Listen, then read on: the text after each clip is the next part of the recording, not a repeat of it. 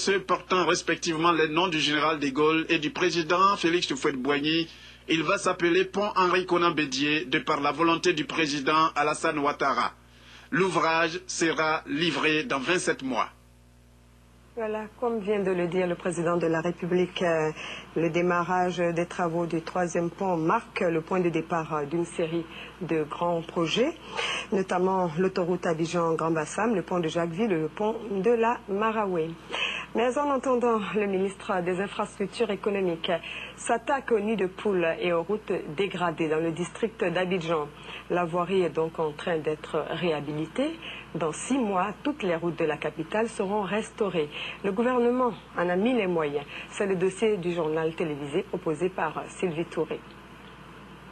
Le carrefour Riviera Golf dans la commune de Cocody avant, le carrefour Riviera Golf aujourd'hui.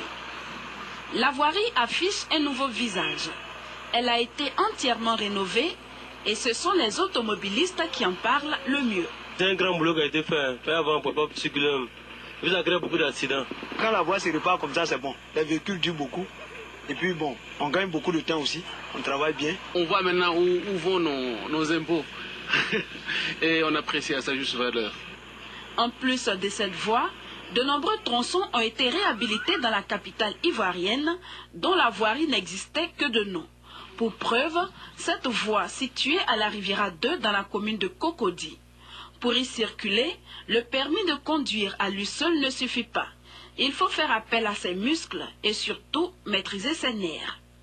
Le gouvernement ivoirien, via le ministère des Infrastructures économiques, a décidé de tourner cette page sombre et surtout mettre fin au calvaire des automobilistes. Un programme d'urgence a été mis en place et doté d'une enveloppe de 12 milliards de francs CFA. Aujourd'hui, nous avons démarré vraiment sur les axes qui sont les plus fréquentés, qui sont les plus sensibles. Donc, ces travaux, la première phase qu'on a engagée tout de suite, c'est vraiment essentiellement le plateau, une partie des Cocody et puis une partie de Treichville, la descente du pont Houphouët-Boigny. Mais ces travaux, à partir de la seconde semaine de septembre, vont se généraliser à l'ensemble des quartiers d'Abidjan. Donc ils vont couvrir tous les quartiers d'Abidjan. Et en dehors des travaux de colmatage de nids de poules, nous avons également quelques travaux qui dépassent le simple cadre de bouchage de nids de poules. Nous allons par exemple reprendre les travaux de bitumage de la route Abobo à Niama. Nous allons également faire Abobo à Kekwa et nous allons construire 2 ouvrages dans la ville d'Abidjan du côté de Yopougon. Plusieurs étaient au nombre desquels la voie qui conduit à Treichville par le pont Félix Houphouët-Boigny. Nous avons été vraiment agréablement surpris de voir que la voie a été refaite. Les amortisseurs en souffraient chaque fois.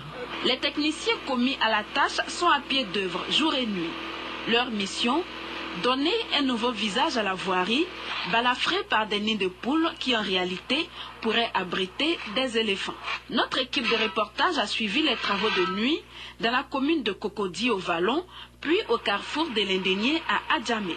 En tant qu'AGEROUTE, nous exécutons donc les directives du gouvernement et la volonté du gouvernement, c'est de, autant que possible, dans un premier temps, de pouvoir un petit peu rétablir un niveau de service acceptable pour les routes, en particulier les voiries qui sont les plus fréquentées, et par la même occasion, essayer autant que possible de donner de l'emploi au maximum de personnes, participer à la création d'emplois.